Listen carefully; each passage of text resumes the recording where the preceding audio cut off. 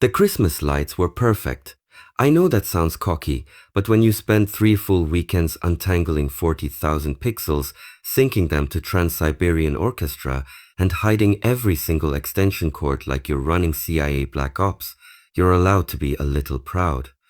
It was December 23rd, 2025. My house on Maple Crest Lane looked like Clark Griswold and NASA had a baby. The whole cul-de-sac was parked bumper to bumper every night.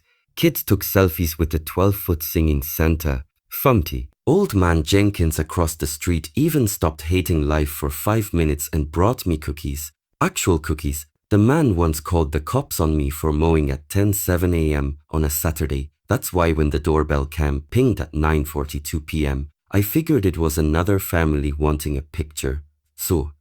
It wasn't. A woman in a red Christmas sweater covered in sequined reindeer stood on my porch holding a clipboard like it was the 10 Commandments. Blonde bob, sunglasses perched on her head, even though it was pitch black, and the kind of fake smile that could curdle eggnog. I opened the door 2 inches. Yes?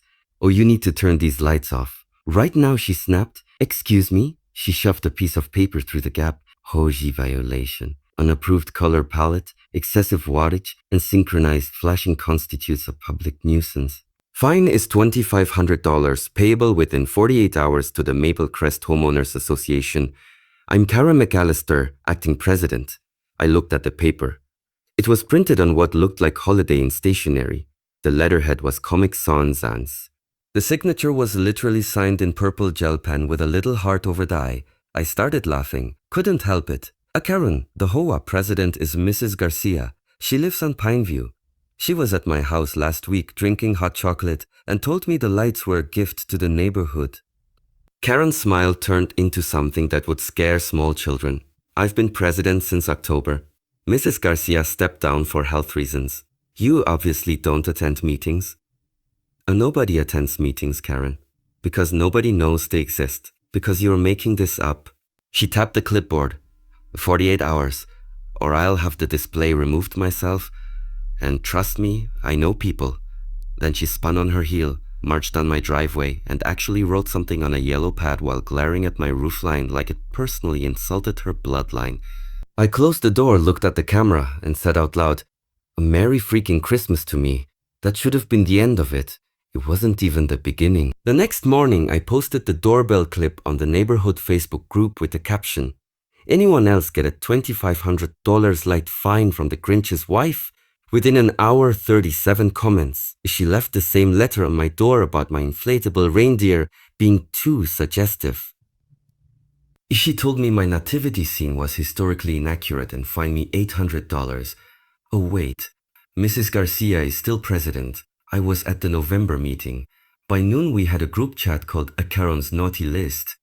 By 3 p.m. someone dug up the actual HOA bylaws online. Karen McAllister had been removed from the board in October 2021 for forging meeting minutes and trying to fine someone $10,000 for a pink flamingo. She never left. She just went rogue. She'd been printing fake violation letters for 4 years, collecting fines in cash or Venmo to Maple Crest HOA 2 2025, and pocketing everything. People paid because nobody wants to fight City Hall, or in this case, a middle-aged woman with a clipboard and the confidence of a Supreme Court justice. Estimated haul, $38,000 and change. Christmas Eve morning too, 17 a.m., my phone exploded with motion alerts. I opened the live feed. There she was. Karen, dressed head to toe in black. Black leggings, black hoodie, black gloves. Standing on a 6-foot step stool in my front yard holding garden shears the size of hedge trimmer. She was cutting my light cords, one by one. Spark, spark. My 12-foot inflatable Santa started deflating like it had been shot. It folded forward slowly, dramatically, and landed directly on top of her. The stool tipped. Karen disappeared under a wave of collapsing nylon and LED lights with a sound I can only describe as a muffled scream mixed with a dying wail. I ran outside in boxers and slippers. She was flailing under the Santa, legs kicking, screaming, "Get this demonic snowman off me." I left her there. Grab my phone, hit record. Karen, you okay under there? Help me, you psychopath. I'm pretty sure destroying private property is a crime, Karen. The Santa made a sad farting noise as the last air left it. Sirens in the distance. Someone else must have called. 2 patrol cars rolled up within 5 minutes. Karen finally crawled out, covered in fake snow and glitter, hair looking like she stuck her finger in an electrical socket. She pointed at me like I was public enemy number 1. Officers, arrest this man. He owes $2,500 in fines, and he assaulted me with that inflatable weapon. The cop, Officer Ramirez, I've met him before when my car got egged, looked at the dead Santa, then at me in my candy cane boxers, then at Karen holding garden shears like a horror movie villain. Mom, put the shears down, sir, you want to press charges? Before I could answer, a white Tesla Model Y pulled up to the curb. Door opened. Out stepped Mrs. Elena Garcia, 68 years old, 5 foot nothing, wearing a Christmas sweater with actual working lights sewn into it, holding a Starbucks cup and an iPad like she was about to drop the mic. She took one look at the scene, sipped her latte, and smiled the sweetest smile you've ever seen. A Karen McAllister, she said, voice calm as fresh snow. Still pretending you run my HOA, I see. Karen went pale. Mrs. Garcia turned to the officers. Evening, gentlemen. I'm the actual elected president of the Maple Crest Homeowners Association. Here's my ID. Here's the 2025 officer list, and here's the signed removal order from 2021 when Mrs. McAllister was caught forging documents. She swiped the iPad and held it up. Officer Ramirez read it, eyebrows climbing toward his hairline. Mom, he said to Karen, we're under arrest for trespassing, destruction of property, and attempted theft by deception. Turn around. Karen lost it. This is my neighborhood. I've lived here 22 years. Yeah. You can't do this to me on Christmas. Handcuffs clicked. The bodycam footage later showed her screaming all the way to the cruiser. I run Christmas around here. Mrs. Garcia looked at my murdered light display, then at me. I'm so sorry, Mijo. I'll pay for every bulb she cut. Mrs. Sal. Gee, you drink free hot chocolate at my house for the rest of your life. She laughed, patted my cheek, and said, turn those lights back on, baby. The neighborhood needs its magic. By New Year's Day, the video had 42 million views. Not my video. Everyone's video. Someone stitched together every doorbell clip, every Ring camera, every iPhone footage of Karen being walked to the cruiser screaming about Christmas tyranny. Someone slowed down the part where the inflatable Santa fell on her and added the curb, your enthusiasm theme. It became the sound of 2025. Karen made bond on December 27th. She lawyered up, claimed mental distress, said the inflatable Santa gave her PTSD. The judge set the trial for March. The neighborhood decided we weren't waiting that long. We started the Maple Crest Lights for Justice fundraiser.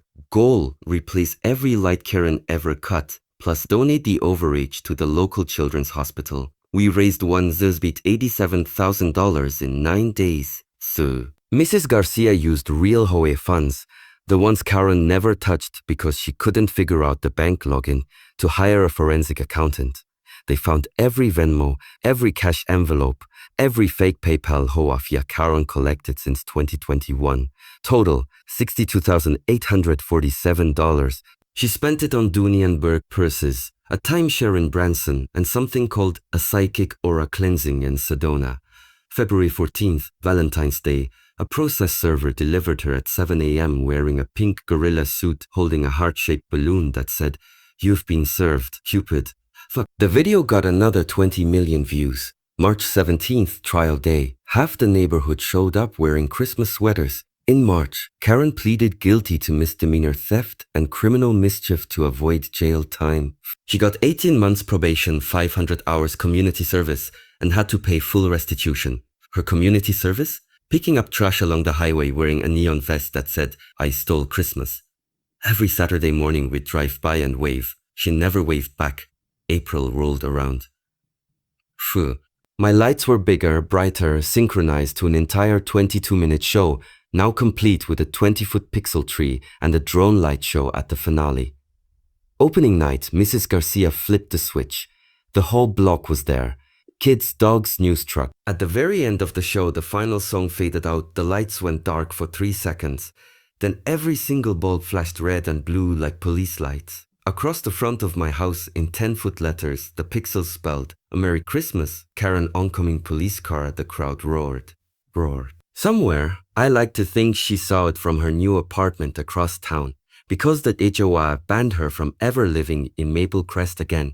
Sometimes justice isn't the courthouse. Sometimes it's 100,000 LED bulbs telling you to have a seat. Sometimes it's a 68-year-old abuela in a light-up sweater becoming the most beloved president in HOA history. And sometimes, just sometimes, an inflatable Santa gets the last laugh. So if you're ever having a bad day, remember, never mess with the man's Christmas lights, because the neighborhood will remember, and the internet never forgets.